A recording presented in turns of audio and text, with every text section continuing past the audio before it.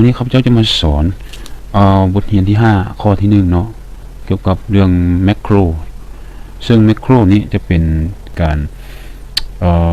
บันทึกเนาะบันทึกเรียกที่เราเฮ็ดเนาะแล้วกลับมาเฮ็ดซ้ำให้อีกนะโดยใช้คล้ายๆว่าโคดเขียนรหัสหรือว่าเขียนโคดเนาะแต่มันจะเป็นโมเมนต์วิชวลเบสิกเนาะเอามาเริ่มเลยเนาะยกตัวอย่างว่าข้าพเจ้า record เดี๋ยวข้าพเจ้าจะ record ไว้นี้ record แล้วข้าพเจ้าจะใส่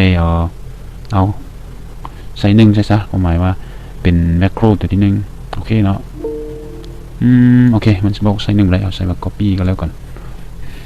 copy ปุ๊บข้าพเจ้า record แล้วเนาะวันนี้ข้าพเจ้าจะใส่ว่าmy name is housekeeper ตัวอย่างเนาะก็ stop ปุ๊บข้าพเจ้าจะได้แมคโครนึงแล้วก็คือการ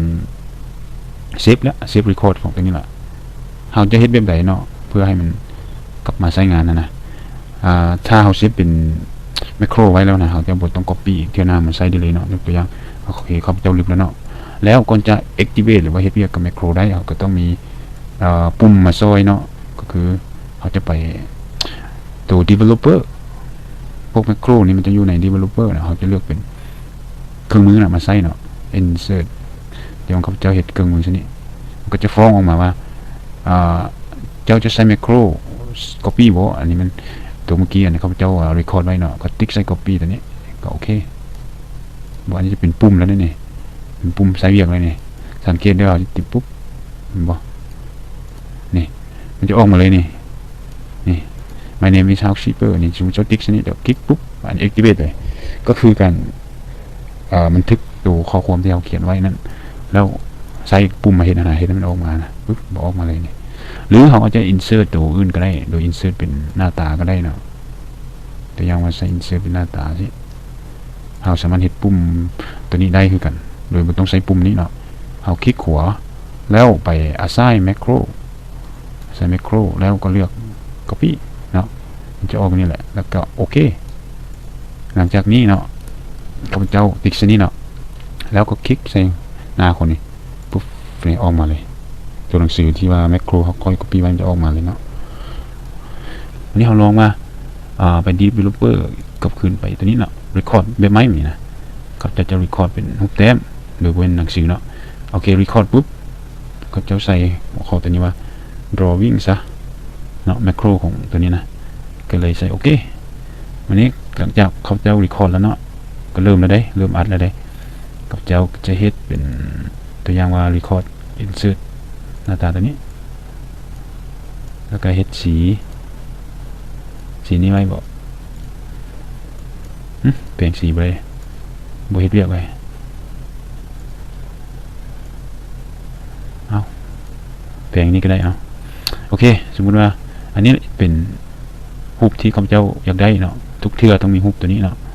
เข้าไปตัวนี้ developer แล้วไป stop recording หยุดการบันทึกเนาะหลังจากที่หยุดการบันทึกเชิงเราสามารถไป assign ใส่หน้าคนก็ได้คลิกขวาแล้วเราก็ไป assign macro เนาะหลังจาก assign macro ตัวนี้มันจะบอกว่ามีอยู่2อย่างคือให้เลือกเนาะทำ it เป็นตัวเขาจะเห็นเป็น copy เนาะอันที่2เป็น drawing เนาะแล้วอันที่2แล้วก็โอเคเนาะสีลึกตัวนี้เด้อเอาลึกทุกอย่างก่อนแล้วติ๊กนี้เนาะแล้วไปคลิกใส่หน้าคนปุ๊บบอกข้อมูลจะออกมาเลยแต่มันมี error น้อยนึงเนาะน่าจะโบถึกเป้าเนาะปุ๊บอันนี้ต้องได้ record ใหม่เนาะมันจะมีปัญหาเรื่องเวลา record คืนนะโอเคเห็นบอกข้อมูลมันจะออกมาเลยเนาะกลับไปบอททอมปุ๊บตัว my name skipper ออกมาเนาะอันนี้เป็นการ assign ข้อมูลที่ว่าเราบันทึกไว้แล้วเอากลับมาใช้เวียกเนาะซึ่งอาจจะช่วยในเรื่องที่ว่าเราคีย์ข้อมูลหลายหรือว่าเป็นลายเซ็นบอกที่ว่าเขาอยากให้มันออกอัตโนมัติบอกเขาก็เฮ็ดปุ่มตัวใดนึงปาไว้ใส่เนาะอาจจะเขาเฮ็ดข้อมูลไปปุ๊บหรืออาจจะเป็นการเขียนสูตรก็ได้ว่าอันสูตรคือเจ้าอัดไว้เจ้าเขียนสูตรว่าตัวนี้คูณตัวนี้เฮ็ดตัวอย่างเบิ่งตัวอย่างว่าเขาจะมีอยู่2ห้องเนาะเอาห้องสีเขียวกับห้องสีแดงนะมี2ห้องแล้วออกเป็นห้องสีฟ้าตัวอย่างเด้อเอากลับไป developer เนาะเขาจะเฮ็ดจังซี่ record จะใส่ว่าหัวข้อของ macro ตัวนี้เป็น calculate เป็นการคิดไล่เนาะโอเคปุ๊บ record แล้วเนาะเจ้าจะเริ่มเท่ากับตัวนี้คูณตัวนี้ enter ปุ๊บเนาะหลังจากนั้นก็ stop โอเคเจ้าได้อันนึงแล้วอันนี้เราจะ assign ตัวนี้ให้ใส่ macro ตัวนั้นเนาะกลับไป assign macro เห็นบ่มันจะออกมาอยู่3อย่างที่ข้าพเจ้าเฮ็ดผ่านมาใส่ calculate มันเนี่ยเลือกเป็น calculate โอเคตัวที่เอา record ไว้นะเวลาติ๊กซะนี่นะเด้อข้าพเจ้าจะ activate เด้อติดไลน์ปุ๊บอันนี้จะเท่ากับอันนี้คูณอันนี้ตลอดเนาะให้เข้าใจว่าเมื่อกี้เขาจะ record ก็คือบันทึกไว้ก็คือตัวนี้เนาะเท่ากับตัวนี้คูณตัวนี้เนาะแล้วหลังจากที่ว่าปุ่มนี้เขาจะติ๊กซะนี่นะก็ activate ก็เท่ากันคือกันนี่เท่ากับตัวนี้คูณตัวนี้เนาะแต่ยังเขาจะมีตัวเลขนี้แล้วมาติ๊กนี้แล้วก็คลิกปุ่มเนี่ยก็แปลว่าสองตัวนี้คูณกันแล้วนะก็คือขึ้นกับว่าเราจะบันทึกแบบใดเนาะเราก็กลับมาใส่บางคนอาจจะถามแล้วเราจะเปลี่ยน bottom นี่เป็นตัวหนังสือได้ยังไงเราก็มีแต่คลิกขวาหรือว่าคลิกขวาแล้วก็ไป edit text เนี่ยดึกออกนี่แล้วก็ตีว่า calculate ตีได้เนาะเปลี่ยนได้เนาะแล้วก็คลิกขวาแล้วมันออกปุ่มเหมือนจ้ำสิแล้วก็ยับได้เนาะแล้วสามารถเปลี่ยนสีได้คือกันคลิกขวา format control นี่ format control แล้วก็จะเลือกสีของอันนี้สีของตัวหนังสือเนาะโอเคก่อนหรืออาจจะ insert ปุ่มอื่นก็ได้ไม่จำเป็นต้องเป็นพวกปุ่มของ tool developer จะเป็นinsert shape คือปุ่มพวกนี้ก็ได้เนาะปุ่มพวกนี้ก็ได้สามารถเลือกสีเลือกอย่างได้แล้วก็มา assign macro ใส่แล้วก็เฮ็ดเวียกเนาะก็จบเท่านี้เนาะสำหรับการเฮ็ด macro นี้ต้อง